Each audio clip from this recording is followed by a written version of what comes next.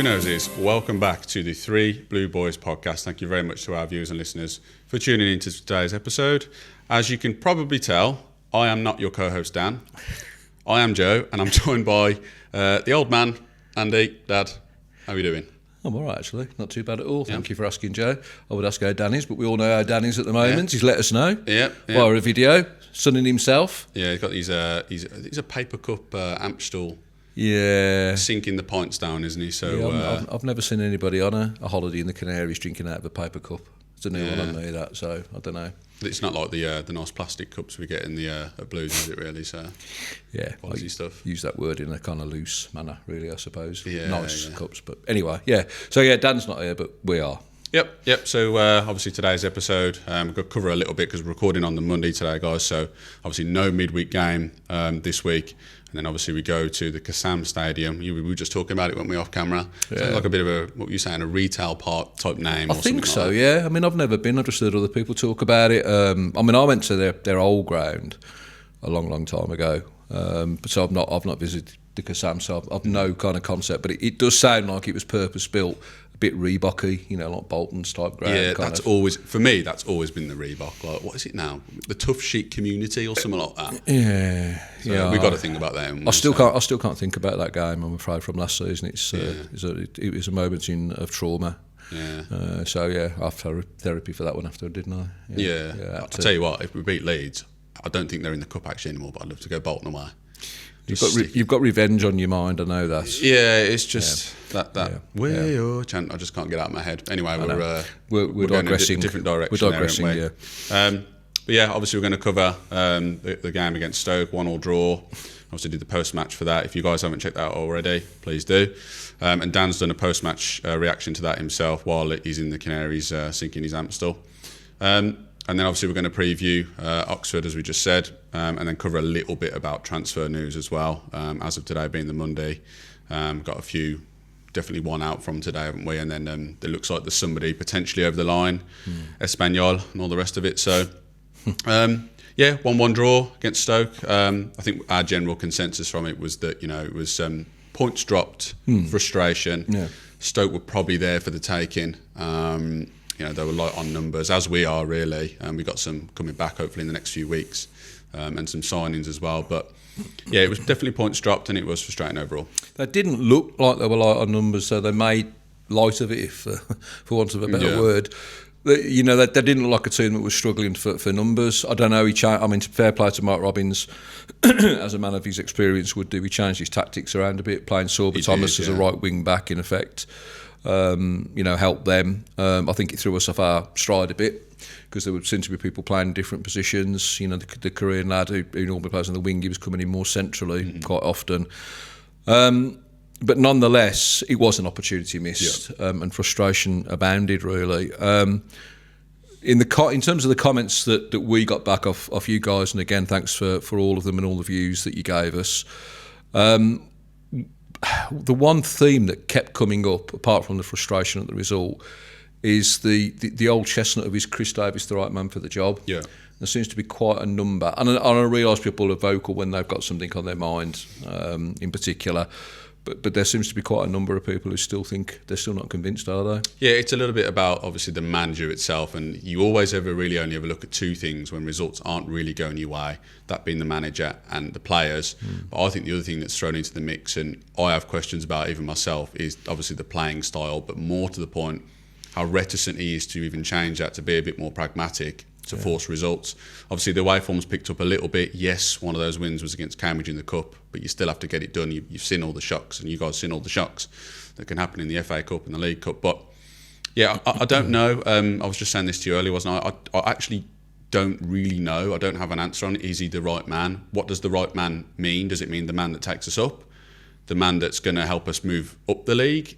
I would assume that the man for the job is the one that's going to take us to the Premier League. I really don't know because, young manager, but still lots of experience. Obviously his first proper managerial role. But as you said, the general consensus is that a lot of people still aren't convinced, and that's going to carry some weight, particularly if we don't pick up points starting with the Kassam Stadium against Oxford. Yeah, I mean, I think there's quite a broad spectrum. There are some people who are kind of, just very, very loyal. A lot of people, a bit like us, I guess, who aren't completely convinced. And then some people at the opposite end of the spectrum who were just like, get him out. Yep. Kind of thing, he's just not going to get us there. I've got quite an ambivalent attitude about him, really. It's like, on the one hand, I see him as a developing manager, a young manager who's learning his trade, and I saw somebody make a comment today say, oh, well, so we're paying the trainee all this kind of money, and I'm thinking, yeah, but nobody gets any guarantees with a manager. You could bring in one of the most experienced managers in our division, let's say it was Mark Robbins or someone like that, and it might not click. No. He's got a history of doing well, but it doesn't mean to say it's guaranteed to work. So where do you start with that? You've got to start somewhere, and if it's a question of giving somebody a platform to develop and you've just got to roll with it a little bit, then that's what you have to do.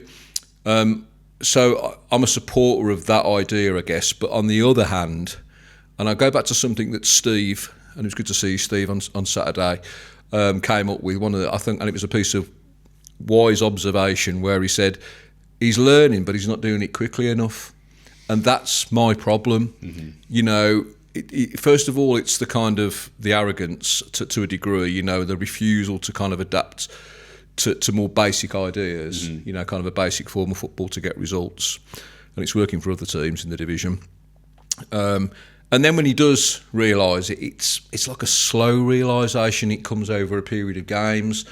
Rather than, and I don't want people to throw out the bathwater with the baby and all the rest of it, but there are times when you've just got to say, right, okay, we tried that. It's not working, especially away from home. We've got to be something different now. I think the reason this is happening is because it runs deeper than just a manager after X amount of games saying it's not working, we need to change it and be a bit more pragmatic, more direct. However that looks, it's because it's the fundamentals of this club now.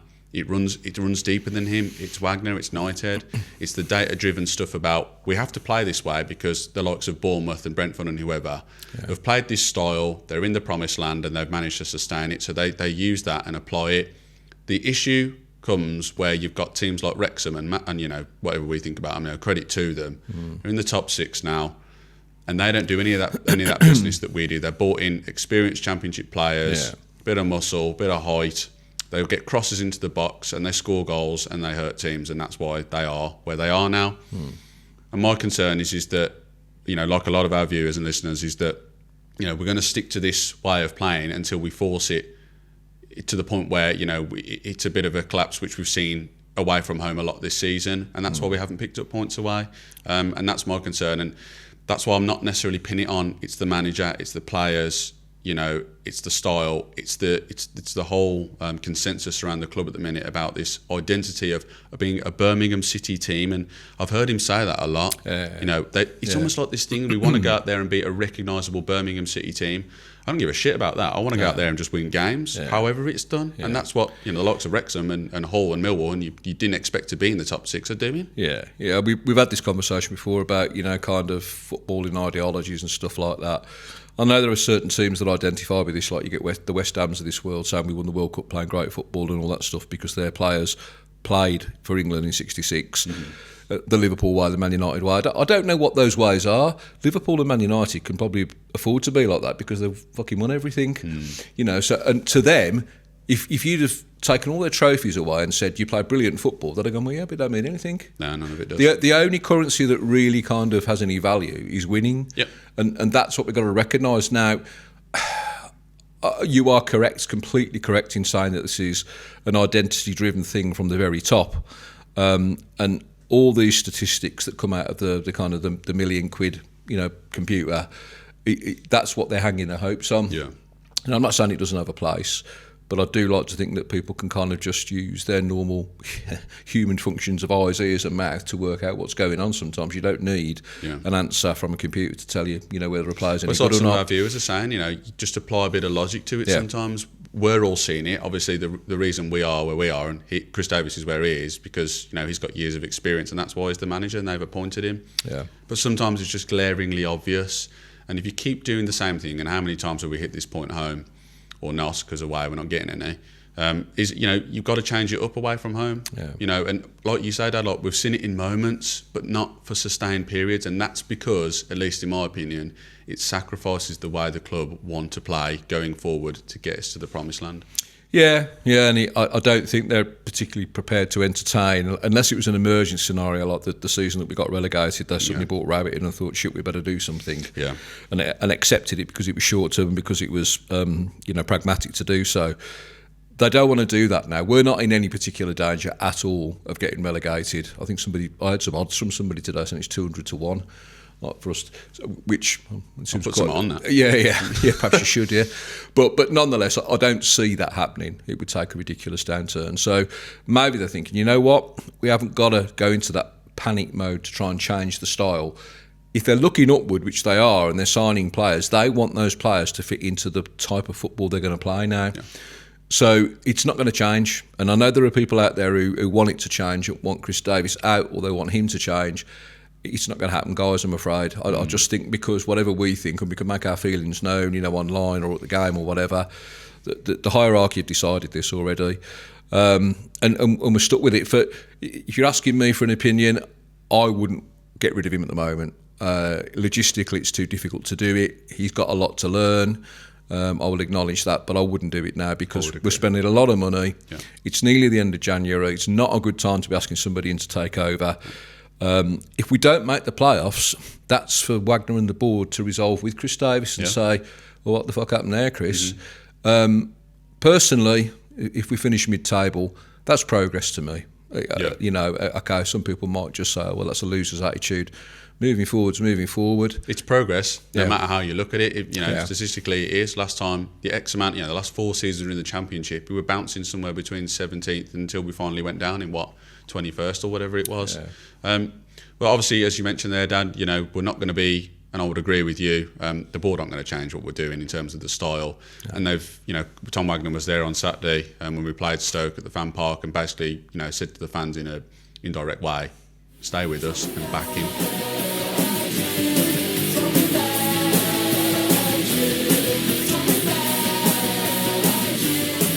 Which I suppose leads us straight into, obviously, transfer window, which remains ongoing. How long's left of that now? I think it closes a week today. I think it runs into February simply because the last working day of January is the 30th. Mm-hmm. So rather than curtail it, I think UEFA allow people to spill over into Feb for a little bit. Yeah. It's different timings for different leagues as well. I think Scotland sometimes get an extra day or a day less or whatever. So a week for all the clubs in our division to do something. Yeah, so obviously we've made a good bit of noise recently. We started with Carl Wagner, didn't we? Who's actually made a real good impact so far. Yeah, obviously Cochrane's going to be out maybe even for the rest of the season. I think Chris Davis is looking at getting him in sometime, before the end of the season, hopefully. But Carl Wagner's come in and done a really good job. He's direct. He wants to get down the wing. Excellent crosses, particularly on Saturday against Stoke. It was really good. Yeah. And he seems pretty consistent at the minute. Also got John Solis in the middle in the 6.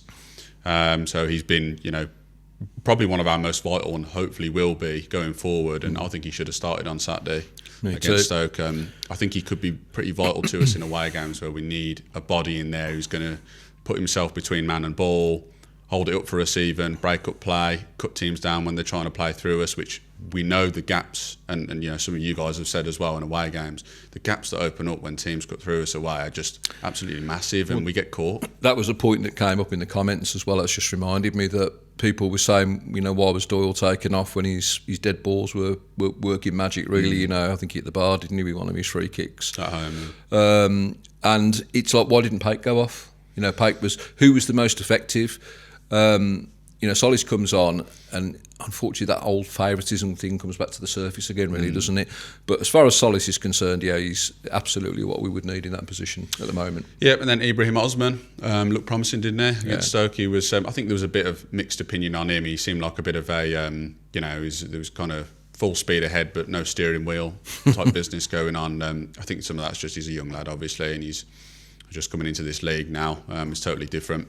But he had his man a little bit. He had Sorba Thomas, didn't he, on the right second half in particular. Yeah, it was a proper mad bicycle kick, wasn't there, in the box? Fucking ballooned it over the bar, but that would have been a wonderful goal if he'd done that. But yeah, as you said, at least he had a go, and I think that's the consensus and that's the thing generally, isn't it? Like when we get new players in, people want to see, the fans want to see them playing for the badge and going into tackles and trying to win second balls and putting themselves about, and we love that.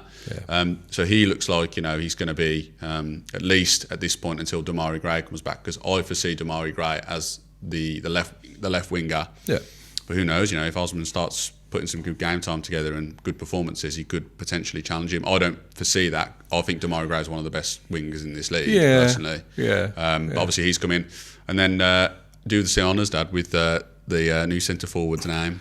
August Prisk. Very good. It sounds like as I say, a Scandinavian short that you get slightly pissed on.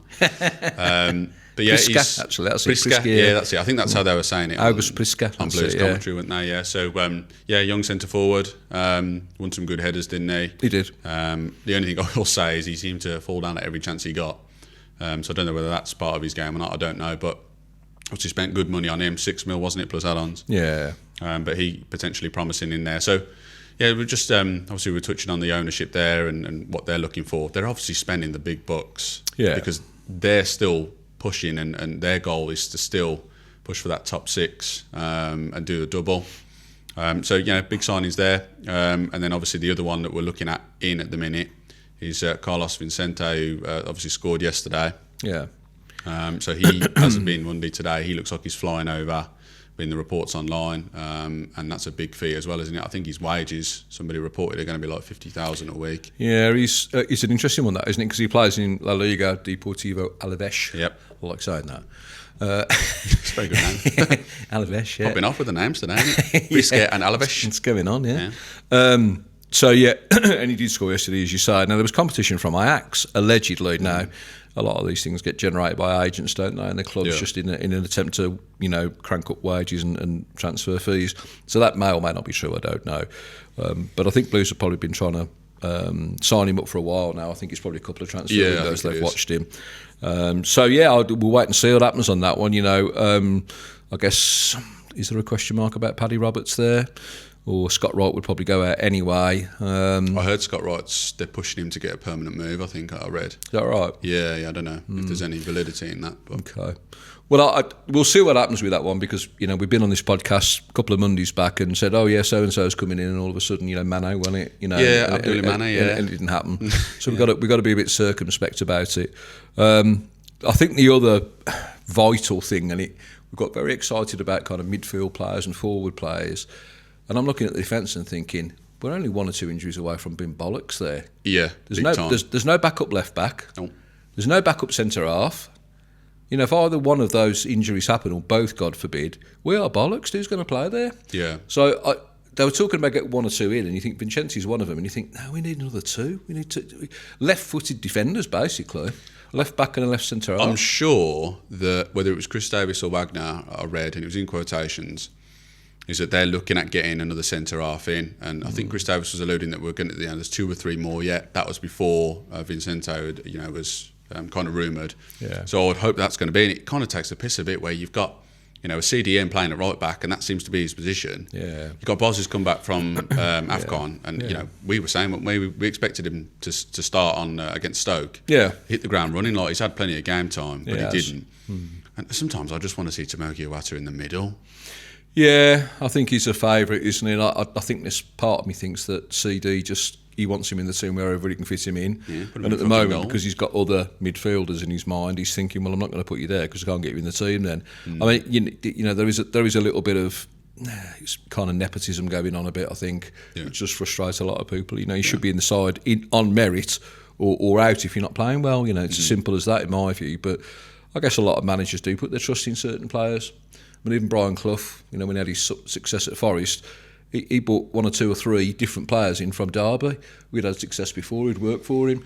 So if you trust people, you want to put them in there, don't you, and get them to do the job for you. It's like John Eustace is the second coming of that, isn't it, really? Yeah. Ironically, being at Derby, they're doing well. Yeah. Like with Deion Sanderson, I think he signed him like 6 times or something like that in all the time that Eustace has been managing. Some people just work, in the way that you play and you think. It's more a kind of... a philosophy kind of thing, isn't it? Yeah, yeah, that's pretty much what it is. Yeah.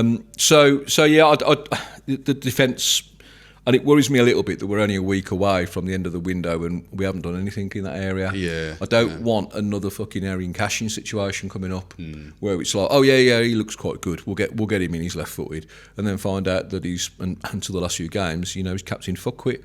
That's although that could be his new title. He got the best rating when he played for Blackburn the other day. Did he? He got like 8.7. Everybody else was like a 6 point something, which is on the back of his getting his own goal in the first. I say getting his, well, it's like a fucking achievement, got an own goal. Obviously conceded the own goal, and then he got a good rating in his second game at Blackburn. But he was another one where, like I think Dan said on the last podcast, where he started to play up a little bit towards the end of his loan spell with us. Yeah. But as you say, like, I'm not seeing any names rumoured at all for centre half with a week to go. No, I've just had a nasty feeling that Ben Davies is going to say he's had enough at Oxford, and he's going to be the signing instead. Like, Yeah. Which dressing room is he going to be in on?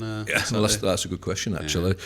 But I mean, I think we can do better than that, with all due respect to Ben Davies. But if that's the backup, because we've got nothing else, then that's the backup, isn't it? Yeah.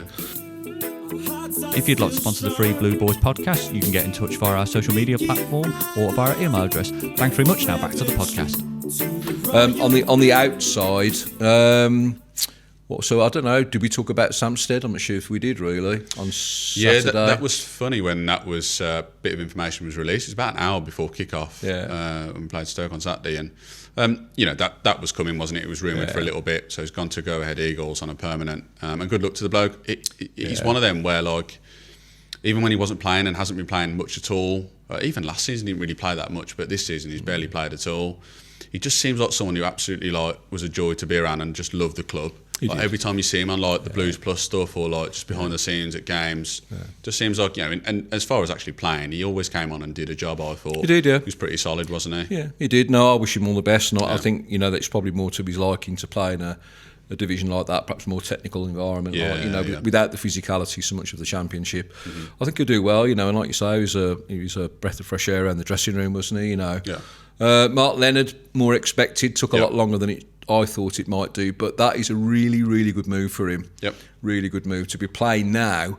Instead of kind of being in the mid-table of the Championship, all of a sudden you're fighting for the title now. You're the league leaders. Yeah. I think he got an assist Saturday. Corner ball, he got himself an assist. I think a lot of people who watched it were saying that he had a much better second half. But I think he'll do well there, and I think he probably feels quite happy there. And I would half expect that he might get a permanent move in the summer. Yeah, I would think so. Yeah, he's just he's got to find an environment that he's wanted in. I've heard all kinds of different rumours, some of which have got more solidity to them than others, about arguments with Chris Davies, on a few occasions. If that's the case and that relationship's broken, then it's better for everybody concerned, isn't it? Really, I mean, if there is any solidarity, as you said, to that, it'll be interesting if any of that is true, because the whole thing with Keshi Anderson, and if one's true, then you'd probably bet that the other's true as well. And obviously, he didn't really have, he didn't really say much about Chris Davies at all, did he? And with his interview, if you guys have seen it, his interview with Portsmouth when he signed, so there could be something in that, and that is obviously a little bit concerning if you've got two players there that aren't getting much game time, that's have arguments with their manager. And look, when players aren't happy that they're not playing, obviously they're looking for the move, and like Lyndon Dykes obviously gone out and is doing well at Charlton at the minute, but it's interesting that point. And they're out obviously with today being Monday, Lewis Kumas, so he's gone back to his parent club at Liverpool, and good luck to the kid. I'm sure he's a nice lad and stuff, but it just wasn't happening for us on the pitch. He obviously got his goal against Coventry at home, but he was just frustrating. He was another one where it was you can see some potential there, but it never fired for him. There was no end product with him, and I think he gave it a lot of his effort a lot of the time, and there was obviously, ironically, a bit like Aaron Cashin, probably picking up a little bit towards the end of his loan spell there, but it just wasn't right. And we've, at least I've said for a good while, that he needs to go back, and we need to be looking at something. There's a big demand on the person that plays on the left of the three there, particularly defensively, and I think he had to learn to do it. He got better at it, but he still wasn't at the mark.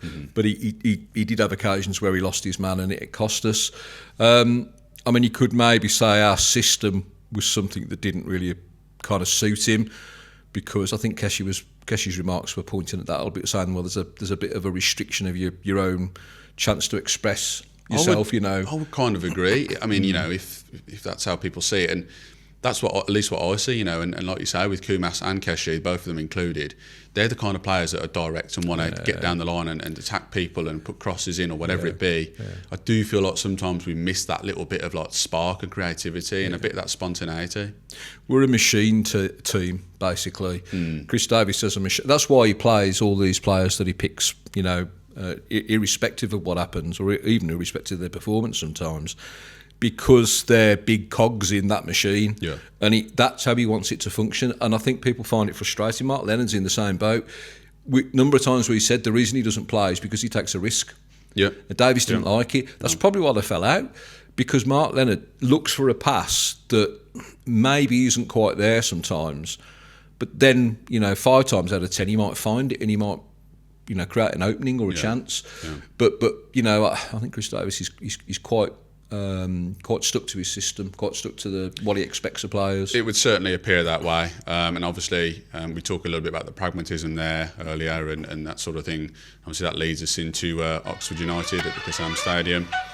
How's it going, fellow Blues fans? Hope you're enjoying the channel so far and liking today's video. I wanted to take a minute of your time to talk about our sponsor, Bangla Lounge Indian Cuisine. For these 3 Blue Boys, Bangla Lounge has been the go-to choice to enjoy the very finest in Indian cuisine for over a decade now.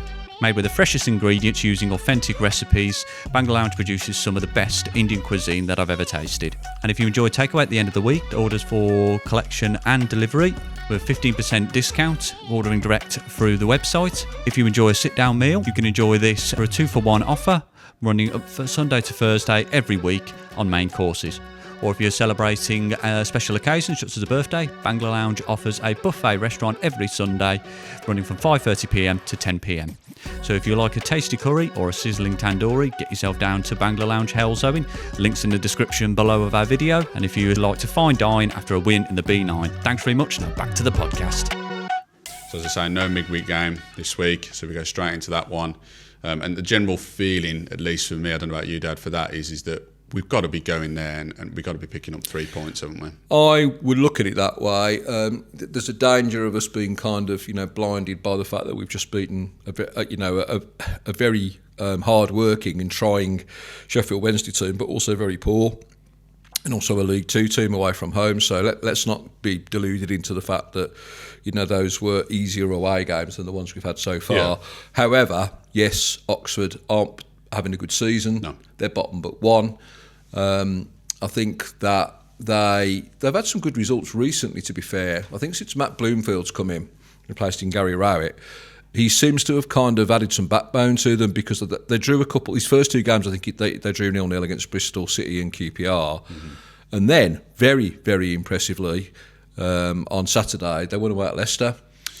Yeah. I mean, that in itself is obviously a good result, particularly when you look at it on paper. The only thing I'm going to throw into that, just to be a bit devil's advocate, is that Leicester have been a very funny team this season. Yeah. I don't think they're going to be anywhere near the playoffs.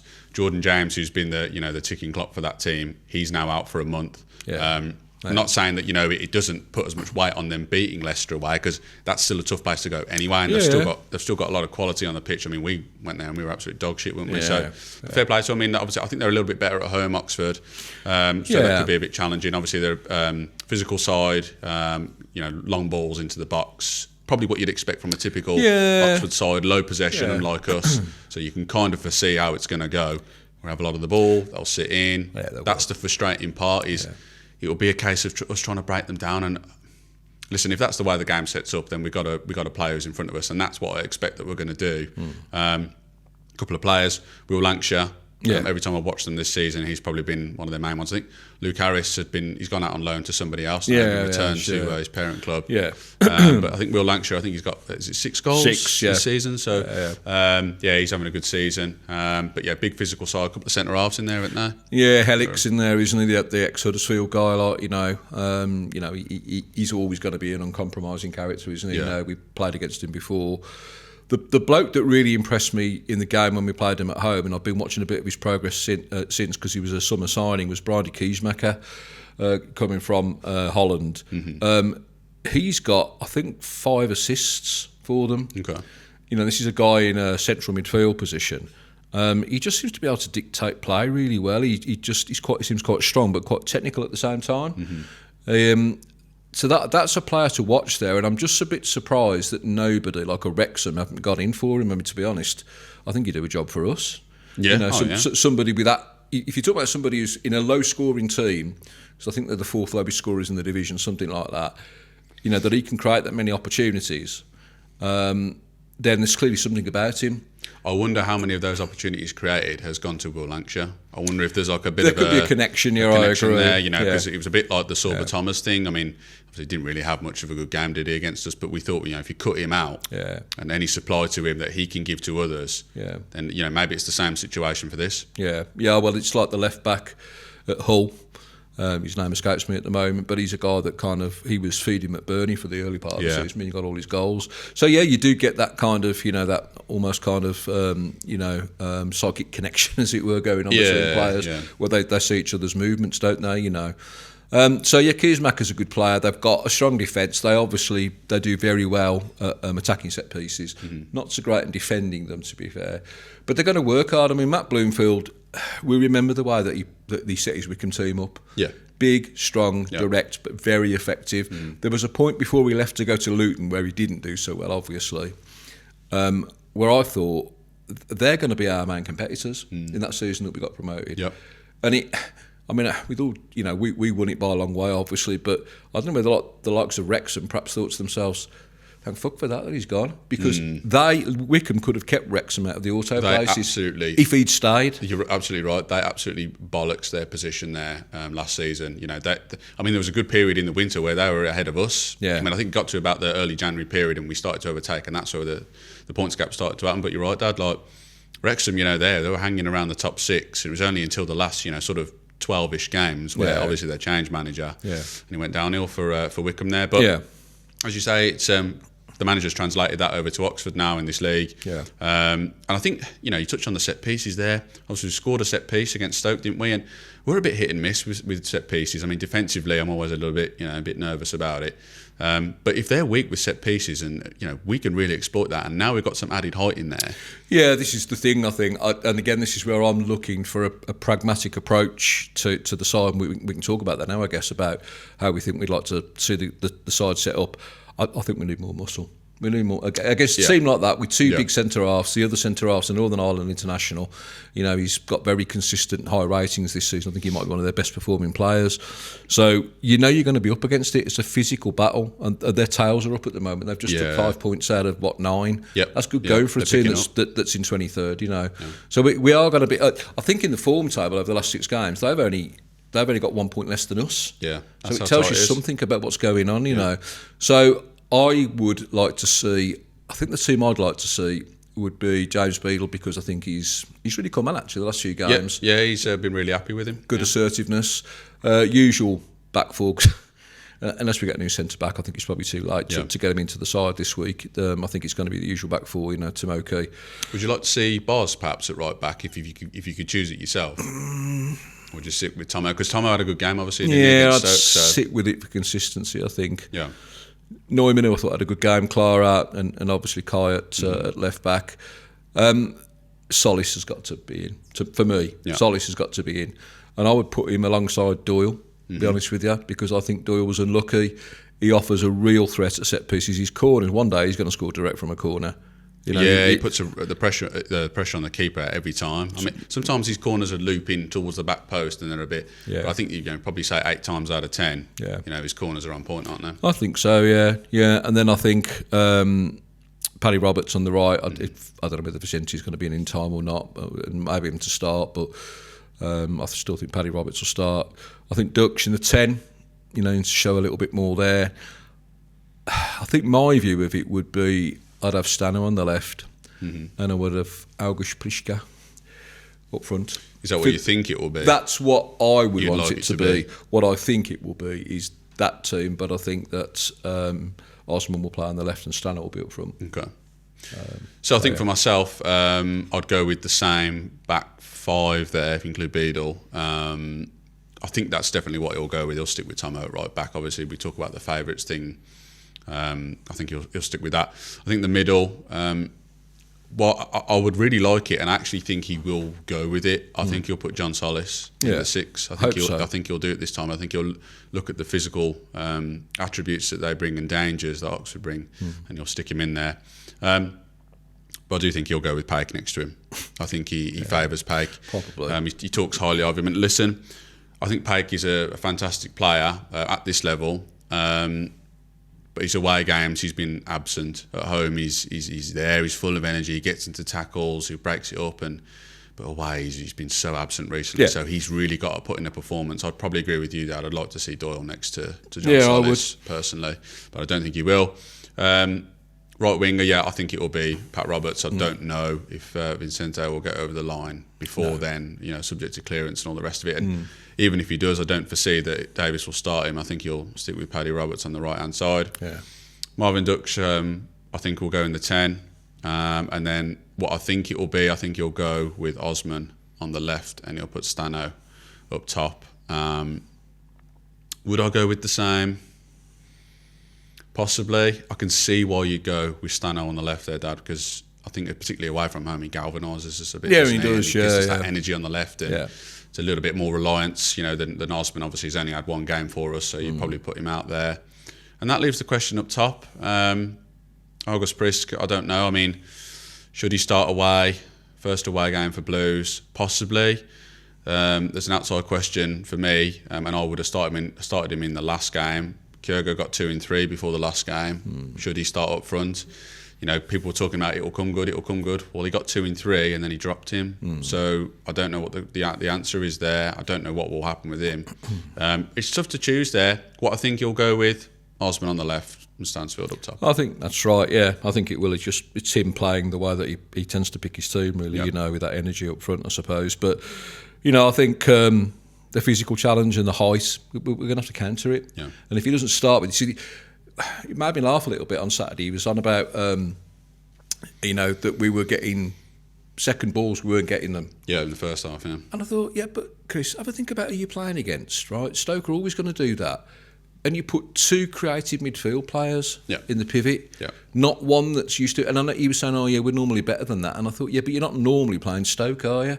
You've got to adapt it to who you're playing against. Not everybody's going to be kind of, playing tippy-tappy football and invite you to kind of, make a tackle. Stoke don't care about that. I think some of that, though, is because he sees Paik as that player. He's not. He sees him as that, which is interesting, because Paik a lot of the times drifts out wide or helps out at full back when he needs cover, support the 10 or whatever. So I don't really know what the thinking was, and we were saying that while we were there, weren't we? We need John Solis in there, and that's why he's got to start him on Saturday. Yeah. But whether he will or not, I don't know. No, neither do I, and I wouldn't be surprised to see Doyle and Paik there again, to be honest. But that would be disappointing. But hey ho, we don't get paid the money. Score predictions: 14-0, 7-7.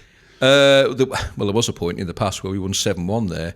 Do that again. And I tell you what, just for our viewers and listeners, I think you have got the predictions score-wise correct a few times in a row now. Did you say 1-1 when we played Stoke? Yeah.